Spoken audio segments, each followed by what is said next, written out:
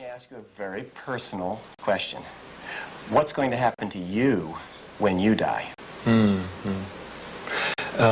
Well, one thing that one should probably say first is we don't know. I think it's very healthy for any religion to be able to say, I don't know. And from then we go on and we say, but we make certain gestures and yes. we have certain intuitions and so forth.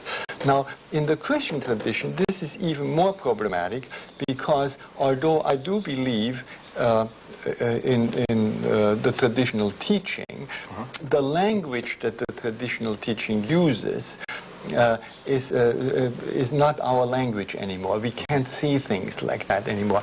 I can say them just to someone who understands the language, just as you could talk Chaucerian English to somebody yes. who also speaks Chaucerian English.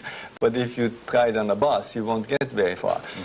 So I do not want to use that language normally. And we have had insights and we have had glimpses of reality that go beyond what we can express in our language. Now, by the traditional language, are you just simply meaning the language of salvation, of heaven and hell? Heaven, hell, judgment, personal judgment, general judgment, purgatory, and all this. All that. That's all right. I believe in what stands behind it. Yes. But if I say it like that, it doesn't even sound true to myself anymore because yes. we speak now in a different context. Okay, so now how can it be said? How can I say it? All right, I'll tell you how I say it. Yes. This may be a little complicated, but I try.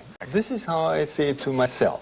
And I've on occasion shared it with others, but it's, sometimes some people like it and others know the secret. Oh, okay. So this is how I think. You have to start with time. Time is the important thing here, because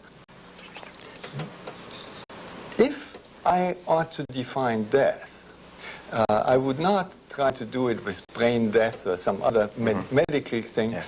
but from my personal experience, I would say death is that event that happens when my time is up. You see? So, as somebody said, death is the last thing I want to do. It is the last thing you want to do. It's the final thing. So after death, time is up. There is no more time. And this is why I'm already uncomfortable to speak about afterlife. Yes. You see, yes. If death is that when lifetime is over, then in that sense, the word afterlife does not apply. But afterlife, or what most people mean by it, is of course a reality of some sorts. So I prefer to call it beyond life.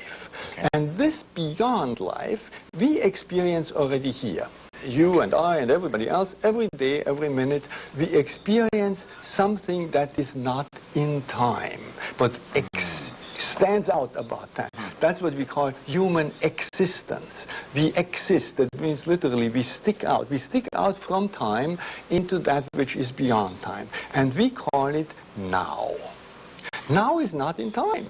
You see? Everybody knows what now means, and they say, what do you mean now is not in time? There is the future, and then there's the past, and in between is this little stretch of time that is now. Well, if it's a little stretch of time between the future and the past, why don't you cut it in half, and half of it is not because it is no more, and the other half is not because it is not yet. And as long as it is any stretch of time, you can always cut it in half. And so we find that now is not in time. Now is something we know which goes beyond time as humans. And therefore, and this is now my answer in the shortest form to your question, what happens to you when you die? Time is up. And all that remains is now, because now was never in time. And time was always distracting me from now. And when I'm finally, with a sigh of relief, let go of time, here is now. Now can really show up. It can emerge. It can emerge. Exactly. And in all our moments, there was this now element. And if you remember now, your best moment from 20 years ago and your best moment from 5 days ago, they are one now. They are all in this now. You have them somewhere here in your memory. And when all this time distraction is gone, you have all your nows at once. And so you are now, so to say, in possession of your whole life. And through this life, which you never had time to really look at, it was just too confusing, and then always eating itself up as the future is eating up the past. Now you have it all at once, and now, so to say, for all eternity, which isn't a long, long time, but it's the now that does not pass away. Yes. You look at your life, and through your life, because everything hangs together with everything, you see everything, and you're connected with everything, and you begin to understand everything, and God. This is the window through which you see ultimate reality in God. I see.